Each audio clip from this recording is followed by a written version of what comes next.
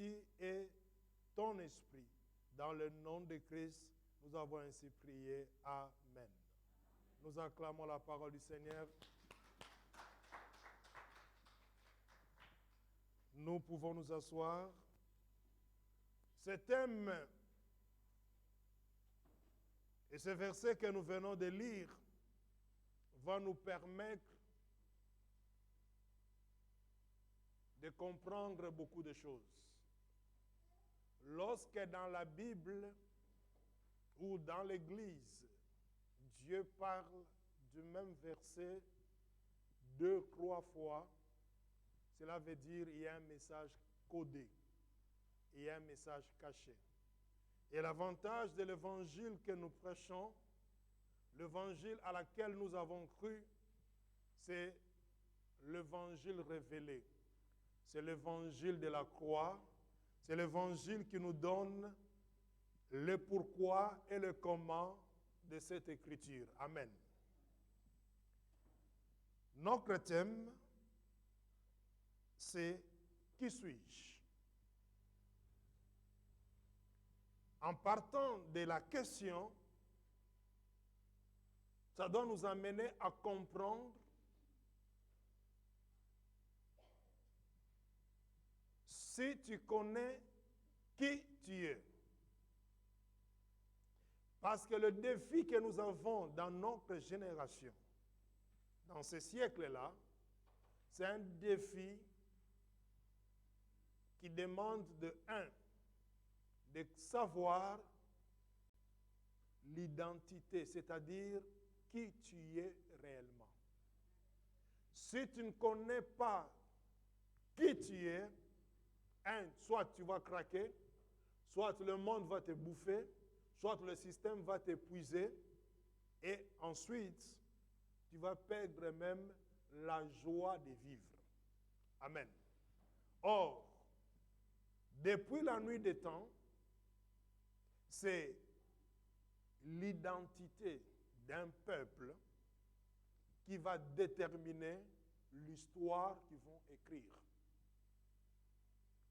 Je redis encore. Depuis la nuit des temps, l'identité d'un peuple va déterminer l'histoire que ce peuple va écrire. Amen, amen. Quand on parle des Anglais, on voit leur histoire. Quand on parle de Gaulois, on voit leur histoire. Amen, amen. Mais sur le plan spirituel, il y a encore mieux. Voilà pourquoi il est important de savoir que tu n'es pas n'importe qui. Même si tu entends une autre voix dans la voix de la conscience, de te dire, toi tu ne vaux rien, regarde les années passent, ceci, cela, tu dois savoir que la petite voix là existe parce que toi tu existes. Je redis encore. La voix de la conscience existe parce que toi tu existes. Donc, autrement dit, si tu n'es pas, cette voix-là n'existe pas. Amen, amen. Nous nous trouvons avec le prophète Moïse. Il était prophète, mais il n'avait pas porté le titre de prophète au début de son appel. Et je demanderai au service des médias de nous aider dans la lecture. Nous sommes dans Exode. Commençons d'abord par le premier verset. Nous lirons jusqu'au verset 6. Ensuite, nous allons lire les versets 10 et 11. Même le verset 12. Et Moïse faisait paître le bétail de Jéthro, son beau-père, sacrificateur de Madian. Et il mena le troupeau derrière le désert, et il vint à la montagne de Dieu, à Horeb. Et l'ange de l'Éternel lui apparut dans une flamme de feu, du milieu d'un buisson à épines. Et il regarda, et voici, le buisson était tout ardent de feu, et le buisson n'était pas consumé. Et Moïse dit, je me détournerai et je verrai cette grande vision. Pourquoi le buisson ne se consume pas? Et l'Éternel vit qu'il se détournait pour voir, et Dieu l'appela du milieu du buisson et dit, Moïse, Moïse. Et il dit, me voici. Et il dit, n'approche pas d'ici, ôte tes sandales de tes pieds, car le lieu sur lequel tu te tiens est une terre sainte. Et il dit, je suis le Dieu de ton père, le Dieu d'Abraham, le Dieu d'Isaac et le Dieu de Jacob. Et Moïse cacha son visage, car il craignait de regarder vers Dieu. Et l'Éternel dit, j'ai vu l'affliction de mon peuple qui est en Égypte, et j'ai entendu le cri qu'il a jeté à cause de ses exacteurs, car je connais ses douleurs. Et je suis descendu pour délivrer de la main des Égyptiens et pour le faire monter de ce pays-là dans un pays bon et spacieux, dans un pays ruisselant de lait et de miel, dans le lieu d'habitation du Cananéen et du Héthien et de l'Amoréen et du Phérézien et du Hévien et du Jébusien. Et maintenant, voici le cri des fils d'Israël est venu jusqu'à moi, et j'ai aussi vu l'oppression dont les Égyptiens les oppriment. Et maintenant, viens, je t'enverrai vers le Pharaon, et tu feras sortir hors d'Égypte mon peuple, les fils d'Israël. Le verset 11. Et Moïse dit à Dieu, qui suis-je, moi, pour que j'aille vers le Pharaon et pour que je fasse sortir hors d'Égypte les fils d'Israël? Et nous terminons avec le verset 12. Et il dit, parce que je serai avec toi, et ceci te sera le signe que c'est moi qui t'ai envoyé. Lorsque tu auras fait sortir le peuple hors d'Égypte, vous servirez Dieu sur cette montagne. Amen. Nous voici avec le prophète Moïse qui va poser un geste prophétique sans savoir ce qu'il appelait dans la suite des temps. C'est quoi? Le verset premier, si vous regardez, Moïse faisait paître les troupeaux de Jéthro, son beau-père, le sacrificateur de Madian. Il est maintenant le troupeau au-delà du désert et s'est rendu à la montagne Horeb. Or, Horeb veut dire chasseresse. C'est un lieu où il n'y a pas de verdure. C'est sec. Amen. Mais voilà que Moïse va poser un geste prophétique parce qu'il n'y a pas à manger là. Mais il mena le troupeau à la montagne. Et le verset 12 va confirmer que ce que Moïse faisait avec le brebis de Jéthro, son beau-père, c'est un signe annonciateur que Dieu va confirmer que lorsque vous allez sortir de la servitude, vous viendrez en ce lieu pour me rendre un culte. Vous viendrez là pour me célébrer. C'est ce que nous lisons au verset 12. Alléluia. C'est écrit noir sur blanc. C'est pour cela qu'il faut toujours faire attention avec des prophètes ou avec des prophétesses. Alléluia. Il peut y avoir la parole ou bien il y a le geste. Ce geste posé par Moïse en amenant le brebis dans un lieu, normalement un bon berger, il sait qu'il n'y a pas de pâturage. Mais il les amène quand même. Or, sur le plan spirituel, Dieu annonçait déjà d'avance que ce brebis-là, c'est le peuple d'Israël. Et vous viendrez devant moi pour me célébrer. Amen, amen. Tout est parti de là. C'était juste libérer les enfants d'Israël pour 3 jours, afin qu'ils puissent me célébrer. Dans un lieu que Dieu gardait secret et Moïse connaissait, c'était sur cette montagne. Amen, amen. Donc, Maintenant, pour toucher notre thème, il y a encore quelque chose qui est spirituel, prophétique. C'est le buisson ardent. Sur la terre, c'est le buisson ardent. Sur le plan spirituel et céleste, c'est le chandelier. Alléluia. Nous disons encore, le surnaturel a été créé avant le naturel. Amen, amen. Donc, il ne pouvait pas avoir le buisson ardent sur la terre s'il n'y a pas le chandelier devant le trône de Dieu. Voilà pourquoi Dieu dira même à Moïse, lorsqu'il était en train maintenant de construire l'arche de l'alliance, Dieu lui dira, tu feras le chandelier selon le modèle que tu as vu sur la montagne. Amen, amen. Et ce même chandelier, quand on le prend dans un sens renversé, ça devient un arc. Et cette lampe devient des flèches. Alléluia. Voilà pourquoi Moïse, voyant la chose, il va se dire que non, quel est ce spectacle, quelle est cette vision extraordinaire?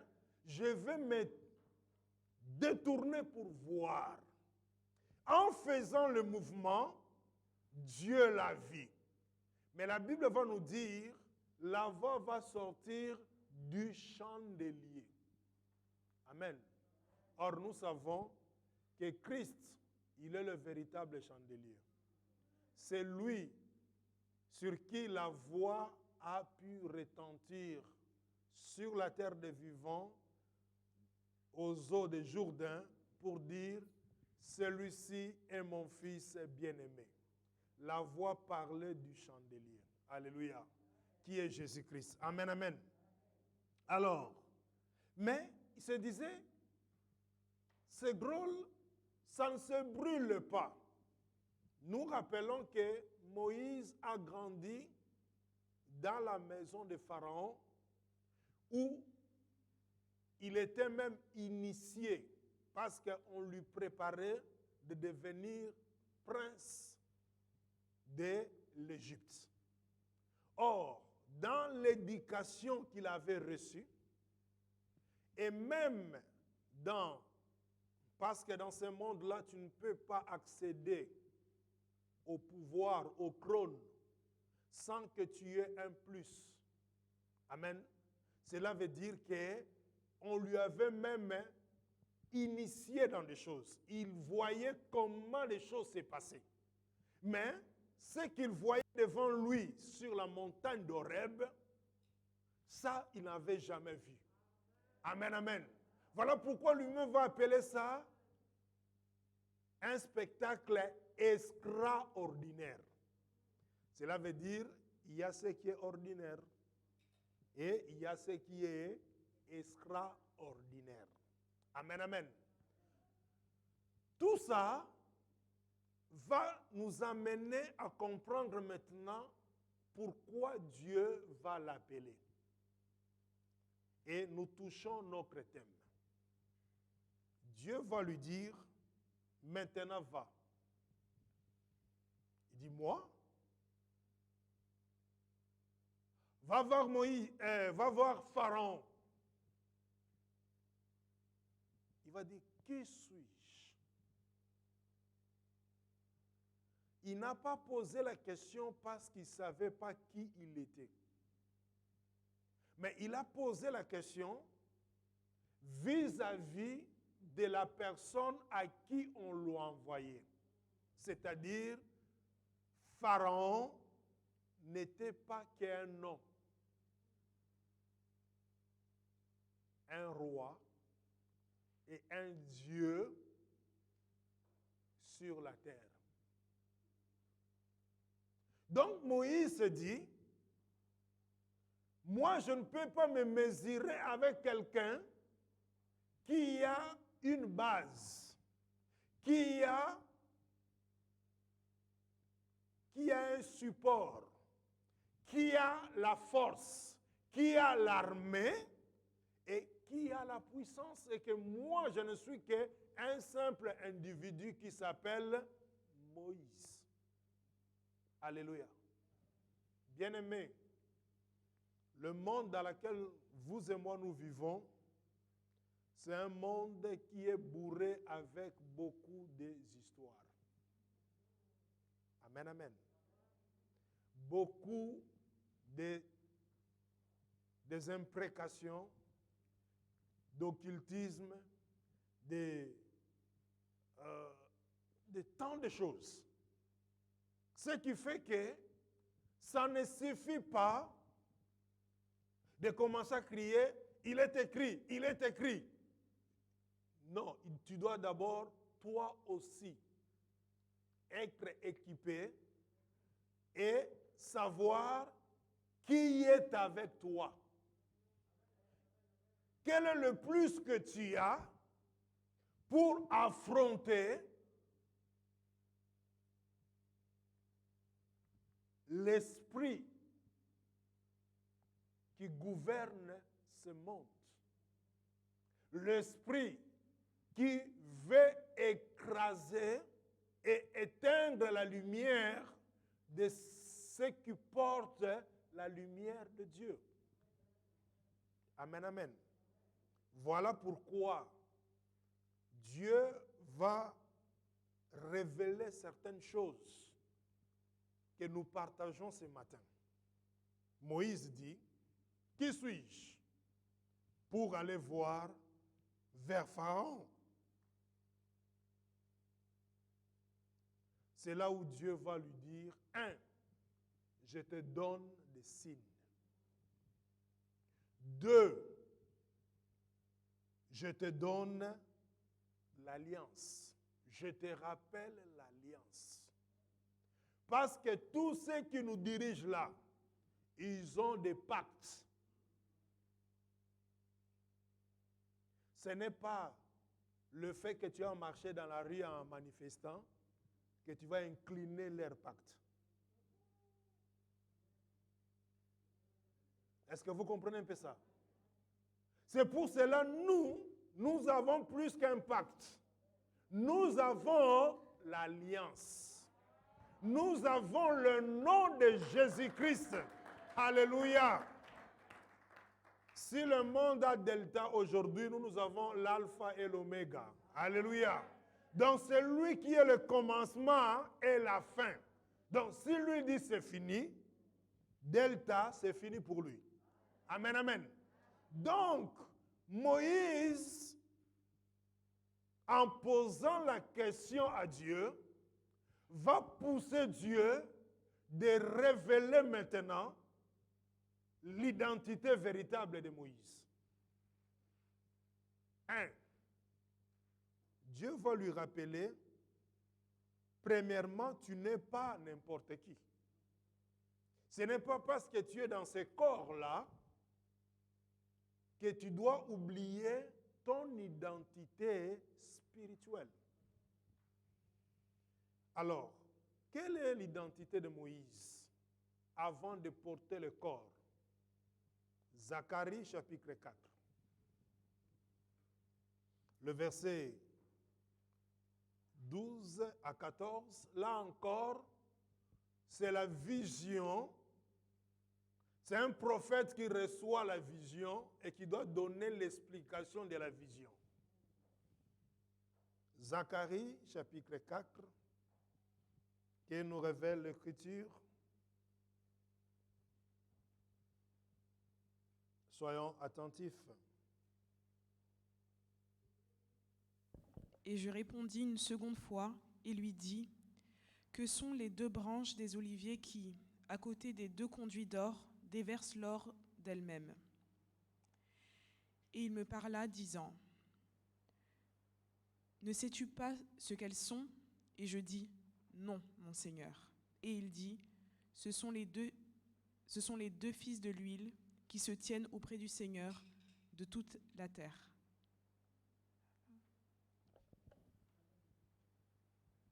Ici, on montre maintenant à Zacharie la vision du chandelier que Moïse a vu sur la montagne d'Horeb comme buisson. On l'amène maintenant sur le plan spirituel pour lui montrer. Et cet homme va poser la question à l'ange qui lui montrait la révélation, c'est-à-dire le prophète. Qu'est-ce que signifie ces deux oliviers ou ces deux branches? On dit ce sont les deux fils d'huile. Non, le fils d'huile, ici on veut parler, la tradition là il est un peu bizarre, mais on veut tout simplement nous parler, ce sont les deux oins qui voient la face du Seigneur de toute la terre. Or, nous le savons, parmi les deux oins qui ont eu la grâce de voir le Seigneur non seulement dans le royaume de Dieu, mais aussi sur la terre des vivants, souvenons-nous, lors de la transfiguration sur la montagne, Jésus, quand il s'est transfiguré, il y avait à côté de lui Élie et Moïse. Ce qui avait même poussé l'apôtre Pierre de dire au Seigneur, il est bon que nous restons ici.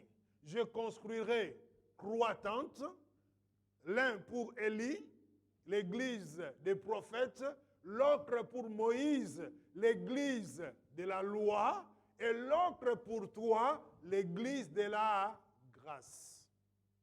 Amen, amen. Donc, ces deux oins qui se tiennent devant la face du Seigneur, c'est ça ce qui va nous amener à comprendre pourquoi Moïse avait réclamé à un certain moment en disant à Dieu, je vais te voir. Quand on dit à quelqu'un, je vais te voir, cela veut dire que ça fait longtemps que je ne t'ai pas vu. Alléluia. Amen, amen. Donc Moïse, Dieu lui rappelle, ce n'est pas parce que tu portes ce manteau d'un corps d'un homme que tu ne sais plus qui tu es. Sache-le, dans le spirituel, tu es l'un des témoins qui va à la face de Dieu tous les jours.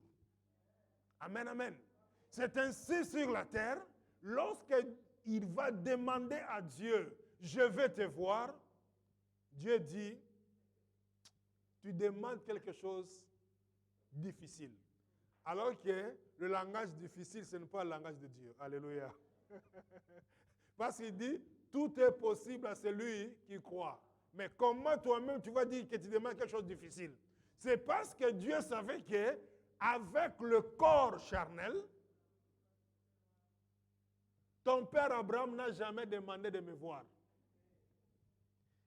Isaac n'a jamais demandé de me voir. Jacob n'a jamais demandé de me voir face à face. Ce n'est que toi. Moïse dit oui. Ta voix là, je l'ai crois entendue. Mais ton visage, alléluia. C'est ainsi, il pouvait dire, si toi-même tu ne marches pas avec nous, n'envoie même pas tes anges là. Alléluia. Je ne bougerai pas d'ici. Alléluia. Quelqu'un qui parle comme ça, il sait à qui il a affaire. Alléluia. Amen, amen. Donc, nous devons savoir qui nous sommes réellement sur le plan spirituel. Quelle est l'identité que tu as? Amen. Parce que lorsque les spirituels ne connaissent pas ta position, c'est très dangereux. Le danger, c'est quoi? C'est n'importe quel esprit, même subalterne, qui viendra et cherchera même à t'accompagner. Alléluia. C'est pour cela, des hommes comme des Josué qui connaissaient leur identité, Quand il se tient devant la face de Dieu, Dieu envoie le chef d'armée. Alléluia. Il dit non, ta position et ton niveau méritent quelqu'un qui est haut gradé pour être avec toi. Alléluia. C'est ainsi que lorsque Josué va voir cet homme avancer devant lui, il lui pose la question, qui es-tu? Es-tu avec nous ou bien tu es avec nos ennemis? Il dit non, non, non. Moi, je suis le chef d'armée. Alléluia. Et il décline même son identité. Amen. Et lorsqu'on décline l'identité, cela veut dire on sait à qui on a affaire. Amen, amen. Cette attitude, nous expliquons le pourquoi et ce qui a poussé Moïse de dire à Dieu, qui suis-je? Moïse n'a pas posé la question innocemment. Moïse, en posant la question, il appelait, il réveillait la mémoire de celui qui a le mystère des choses cachées, afin que cela soit maintenant révélé à Moïse. Amen. De un, Dieu lui révèle que tu es l'un des deux témoins qui va à ma face continuellement dans le ciel. Mais maintenant sur la terre, c'est vrai que tu t'appelles Moïse, effectivement, pour que le combat soit égal, pour que le combat soit dans le règle. Hein, c'est comme, malheureusement,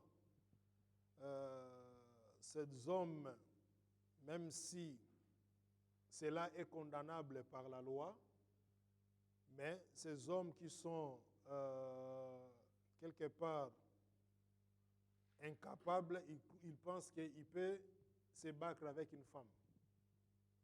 Comme disait un homme de Dieu, si tu es un homme, viens te battre avec moi.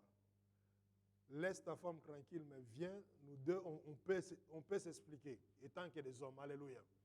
Donc, cela veut dire quoi? Cela veut dire tout simplement que il faut soit les armes égales ou proportionnelles. Moïse, en posant cette question, il va pousser Dieu à faire quelque chose que Dieu n'a jamais fait avant la question de Moïse. C'est ainsi, bien aimé, nous devons cultiver notre intimité pour atteindre un certain niveau, que Dieu fasse des choses avec nous comme s'il n'a jamais fait avec les autres. C'est quoi? Exode chapitre 7. Nous sommes toujours pour révéler l'identité de Moïse. Et ce qui est dans l'ombre, c'est aussi dans l'image. Ce qui est dans l'ombre, c'est aussi dans la réalité. Dans l'ombre, Exode chapitre 7, qui nous révèle l'Écriture, le premier verset au verset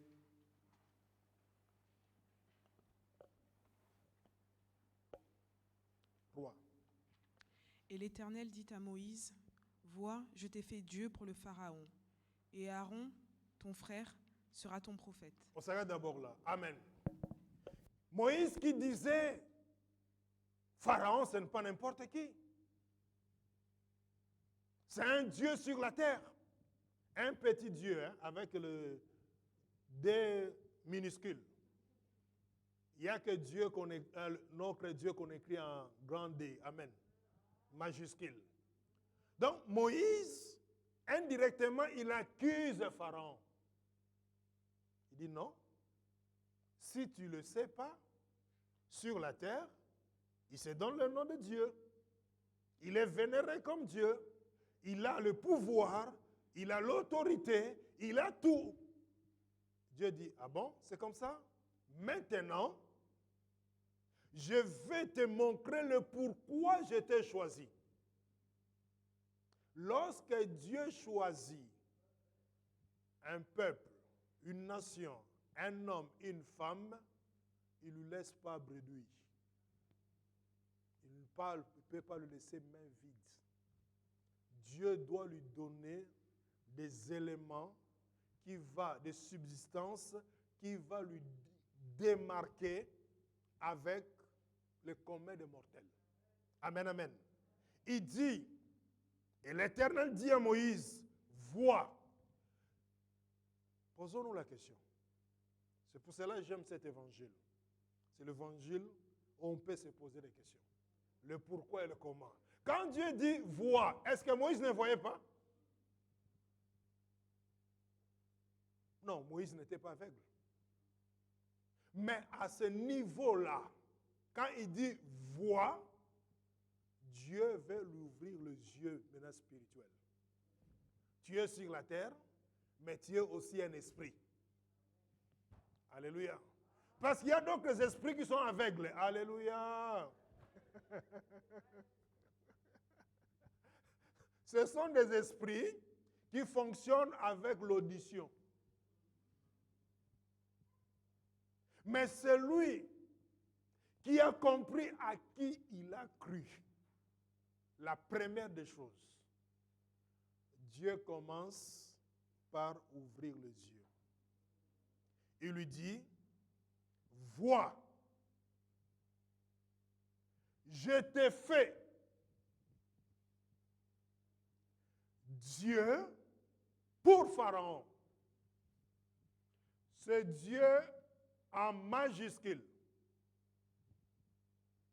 C'est le titre réservé à Dieu.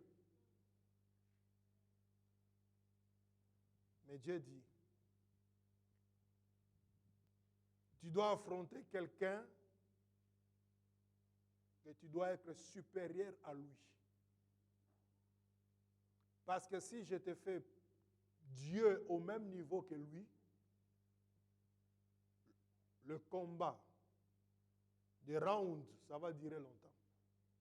Voilà pourquoi vous allez constater, Dieu étant un bon sportif, le combat des boxeurs dans le round, c'est 12 rounds. Mais Dieu a mis Pharaon KO technique au 10e round. Le match est fini. Alléluia. Amen, amen. Pour ne pas faire la même chose que les autres sportifs. Vous voyez un peu la chose. Et Dieu dit, vois, je t'ai fait Dieu pour Pharaon.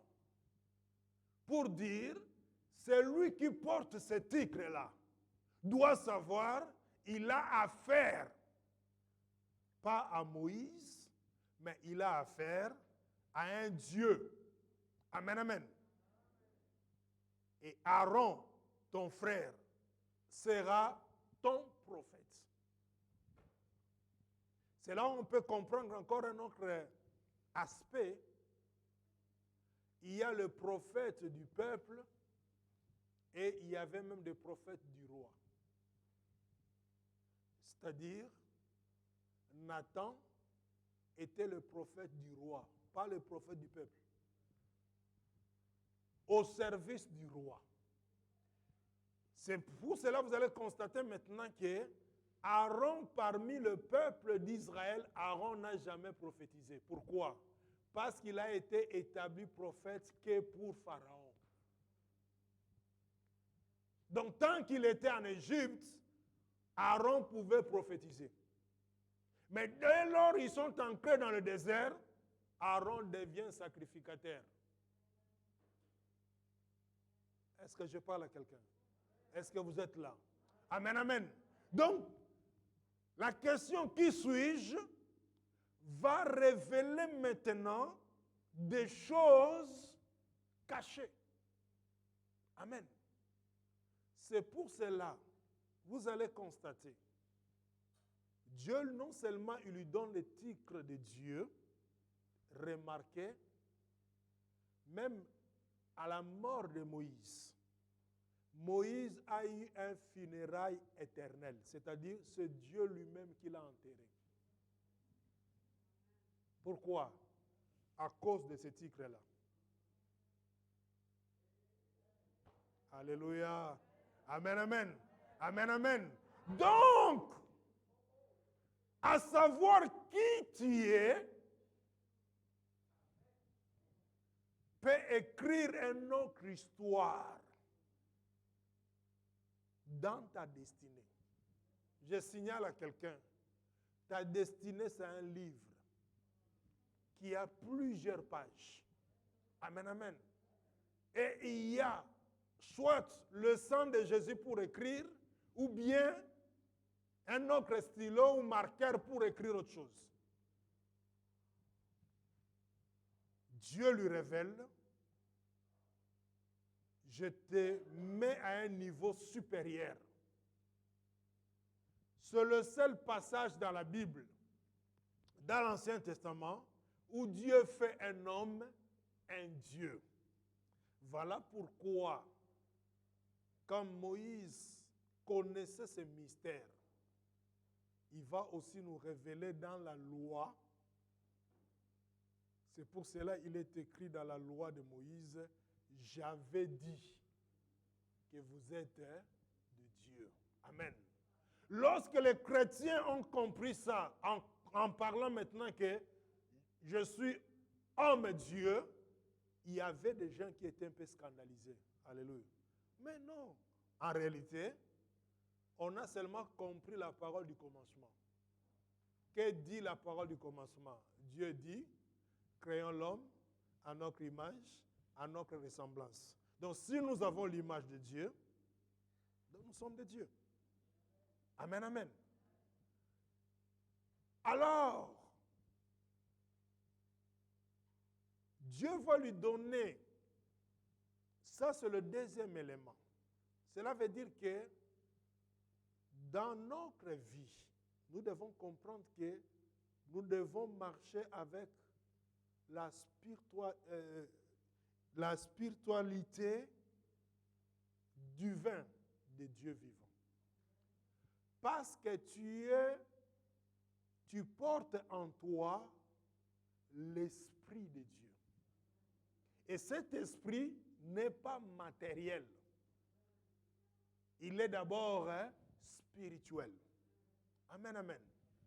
Et la preuve en est que souvent, la destinée des personnes qui sont appelées à de grandes choses, des fois, c'est combattu très tôt. Soit même à la conception, dans l'enfance. Pourquoi? Parce que l'ennemi sait que mieux vaut éteindre celui qui porte cette étoile-là, au lieu de lui laisser grandir et comprendre sa destinée. Parce que lorsqu'on est enfant et qu'on ne comprend pas encore la destinée, tu ne vois pas que tu déranges déjà. Il y a d'autres personnes qui dérangent sans faire de bruit. Hein? Alléluia. Amen, amen. Tu peux voir quelqu'un te dire non, tu m'énerves. Mais qu'est-ce que je fais? Justement, tu n'as rien fait, mais tu m'énerves. Alléluia. Donc comprends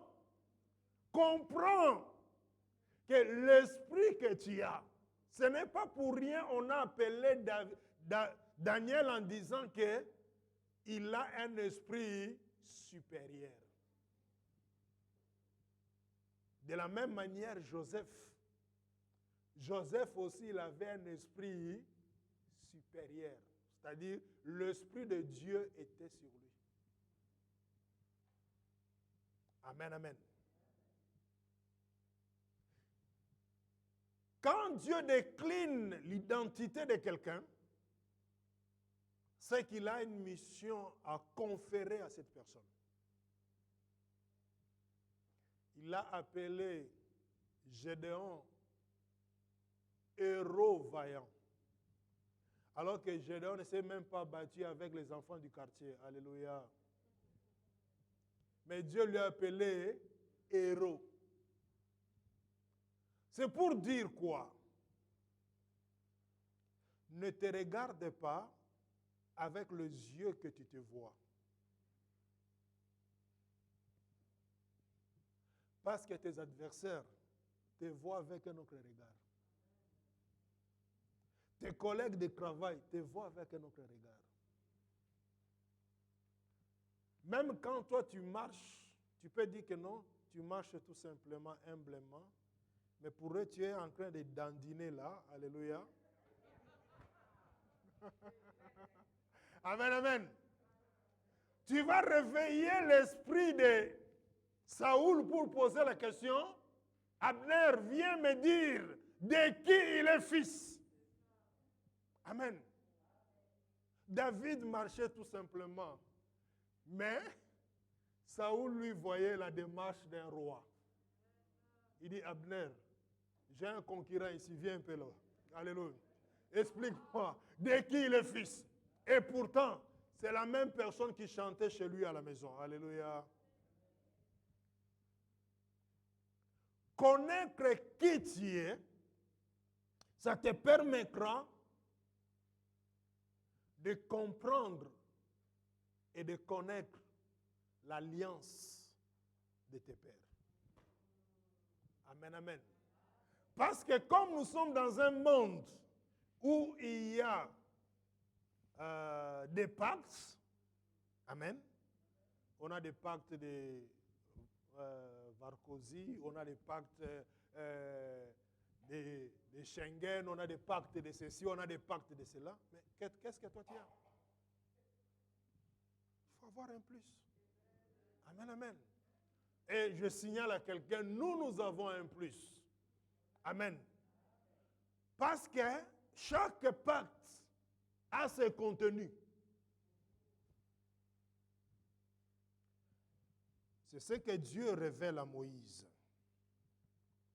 Donc, mis à part le titre et l'identité que Dieu lui donne de Dieu devant Pharaon, lorsque nous revenons dans notre passage de base, le verset 6 d'Exode chapitre 3 va nous pousser à comprendre que Dieu va réveiller quoi? L'alliance de ses pères. Et il dit, je suis le Dieu de ton père, le Dieu d'Abraham, le Dieu d'Isaac et le Dieu de Jacob. Et Moïse cacha son visage, car il craignait de regarder vers Dieu. Là, Moïse ne pouvait plus poser la question. Dieu, en citant Abraham, Isaac, Jacob, humainement, nous avons 3 personnes. Sur le plan spirituel, pour que Dieu soit Dieu, il est dans la forme géométrique, il est le triangle. Pour qu'un triangle soit triangle, il faut 3 sommets. Pour que Dieu soit Dieu, il faut le Père, le Fils, le Saint-Esprit. Amen, amen. Pour que tu sois l'homme ou la femme que tu es, il faut l'esprit, l'âme et le corps. Sinon, on t'appelle cadavre pauvre. Alléluia. Est-ce que je parle à quelqu'un? De la même manière, pour que l'église soit église, il y a le parvis, le lieu saint et le lieu très saint. Amen, amen. Celui qui est dans le parvis, il n'est pas encore dans l'église. Il est dans le bâtiment. Alléluia. Ça, tu peux entendre quelqu'un dire, non, j'étais à l'église. Non, mais tu n'étais pas dans l'église. Tu étais dans le bâtiment. Alléluia. Celui qui est dans l'église, c'est celui qui entre jusque dans le lieu très saint. Ou en sortant de la présence de Dieu, en sortant de l'église, il sait que non, j'étais avec lui. J'étais dans sa présence. Amen, amen. Dieu lui révèle en disant, je suis le Dieu de ton père, Abraham, le Dieu d'Abraham, c'est-à-dire le père de la foi, le Dieu d'Isaac, le Dieu qui donne la promesse et qui réalise sa promesse, le Dieu de Jacob, lui est celui qui a lutté avec Dieu et a vaincu Dieu. Ces trois personnes dans l'alliance, c'est ce qu'on appelle des repères ou des références. Amen. Dieu a fait l'alliance avec Abraham. Abraham fut. Et la promesse que Dieu avait faite avec Abraham, Dieu l'a multipliée, sa descendance. La preuve en est que tu es aussi contente qu'on t'appelle fille d'Abraham. Alléluia. Alors qu'en réalité, par le sang, il n'y a même pas de lien. Alléluia. Mais nous sommes filles et fils d'Abraham par la foi. Amen, amen. Autrement dit, quand quelqu'un prie, appelle le Dieu d'Abraham, il réveille la mémoire de l'alliance que Dieu a conclue avec Abraham. Le Dieu d'Isaac, il y a la promesse, mais Isaac a existé. Donc Dieu ne promet pas toujours, mais il réalise ce que sa bouche a déclaré. Sa main l'exécute. Amen, amen. Le Dieu de Jacob. La personnalité de Jacob est bourrée de mystères. Cela veut dire quoi? Il n'était pas encore enfant, il ne parlait pas encore, mais il savait se bagarrer. C'est-à-dire, dans le ventre de sa mère. Et là, j'ai commencé à rosser son frère. Alléluia. Amen, amen. Cela veut dire quoi? Cela veut dire qu'il avait compris, je ne veux pas de l'ombre dans ma destinée. Parce qu'Ésaü voulait mettre de l'ombre dans la destinée de Jacob. C'est pour cela, lorsque sa mère va aller consulter Dieu, mais si tu me donnes des enfants, alors pourquoi autant de souffrances comme ça? Dieu va lui révéler, il y a des nations, des peuples en toi, mais à la sortie, le plus petit va assujettir le grand. Amen. Donc c'est pour aussi nous ramener à comprendre que dans notre cœur, nous avons deux voix. La petite voix là, qui parle avec beaucoup de commentaires. Et une autre petite voix qui n'insiste pas trop. Mais la voix qui parle avec beaucoup de commentaires là, si tu le suis, tu vas tout gâcher. Amen. Ça, c'est l'ombre. Parfois même, c'est la distraction.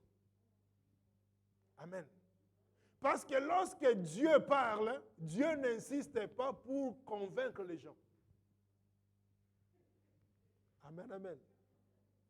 Quand tu vois que quelqu'un te dit des choses et il veut absolument te convaincre, ça sent le poisson. Donc ça sent mauvais. Dis ce que tu as à dire, j'aurai à analyser.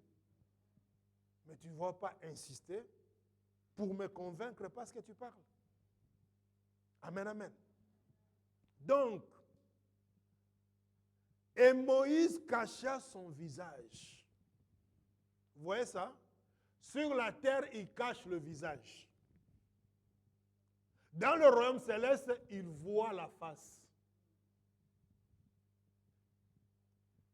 Parce que le corps ne peut pas supporter la toute plénitude de Dieu.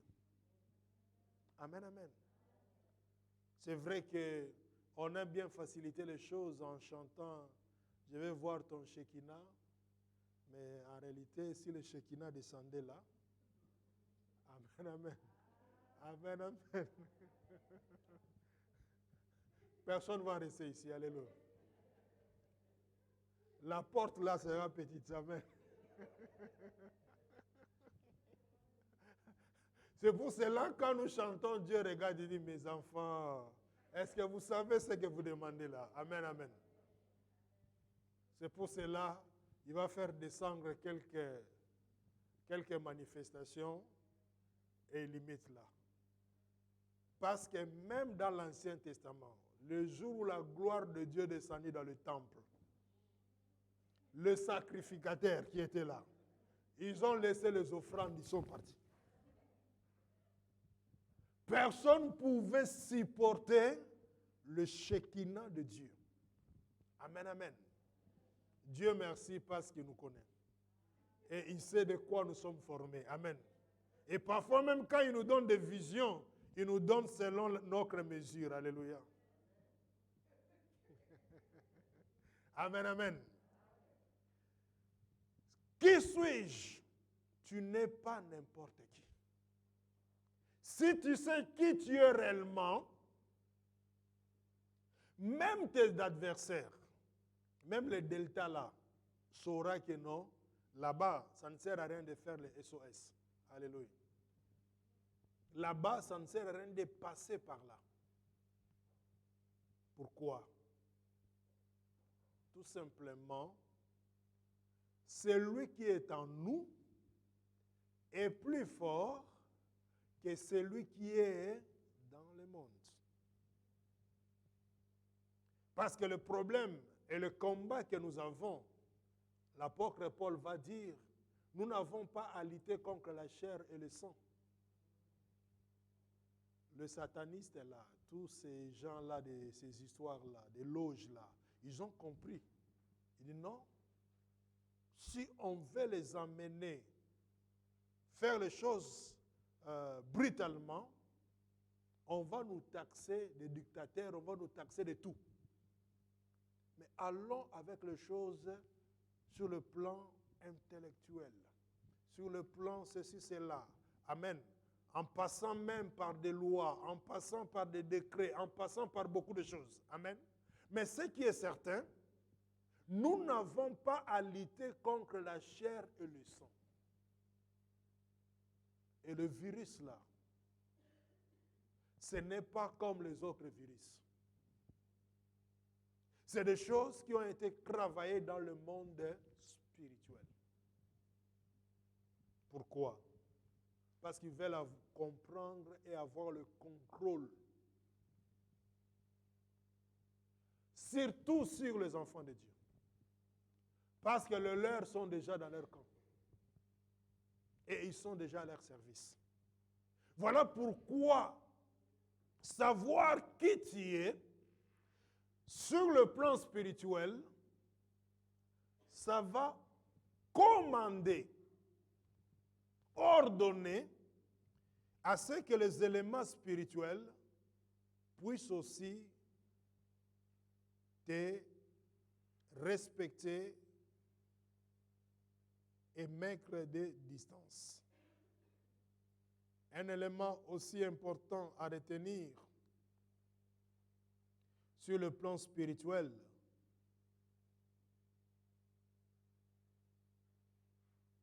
Dieu n'a pas arrêté cette affaire de donner l'identité de Dieu à Moïse. Il va, parce que Moïse, ici, dans l'ombre, n'est que celui qui représente le véritable Moïse, c'est-à-dire Jésus-Christ. Celui qui est, pour qui la loi a été écrite, par lui et pour lui. Amen. Lisons Psaume 82. Psaume 82 nous révèle quelque chose. Ce n'est pas Ce n'est pas les chancres qui ont commencé cette affaire. Ce n'est pas les hommes qui ont dit. Alors, Psaume 82, nous lisons le verset 6 à 7. Il nous dit quoi? Moi j'ai dit, vous êtes des dieux, et vous êtes tous fils du Très-Haut. Mais vous mourrez comme un homme, et vous tomberez comme un des princes. Alors, il y a quelque chose de très important à comprendre ici. Lisons même le chapitre 82, là, le premier verset. Dieu se tient dans l'assemblée de Dieu, il juge au milieu des juges. Non, il juge au milieu de Dieu. C'est bien ça.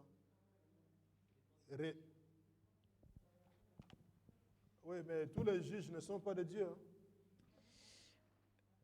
Alléluia. Psaume d'Asaph. Oui. Dieu se tient dans l'assemblée de Dieu, il juge au milieu des dieux. Ça c'est bon. Amen, amen.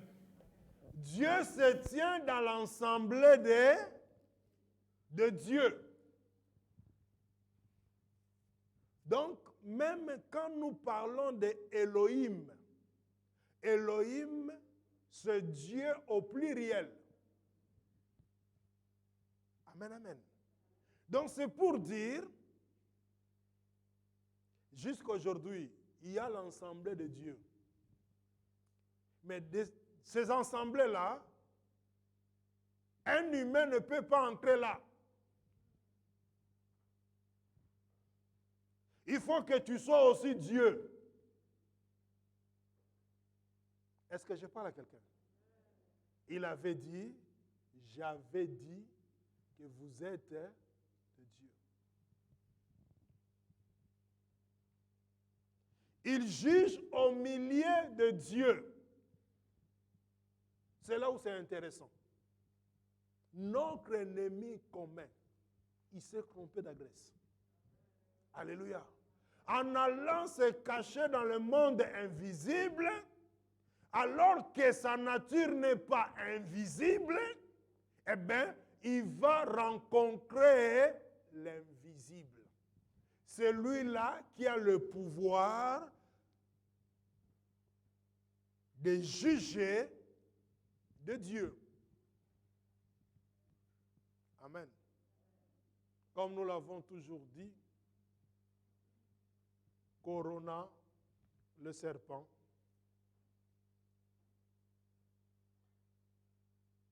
virus, le venin. Mais le serpent n'a jamais porté la couronne. D'ailleurs, sa tête n'est pas faite pour porter la couronne. Vous comprenez un peu ça? La couronne est réservée au Créateur des cieux et de la terre. Amen, amen. Pourquoi? Sa tête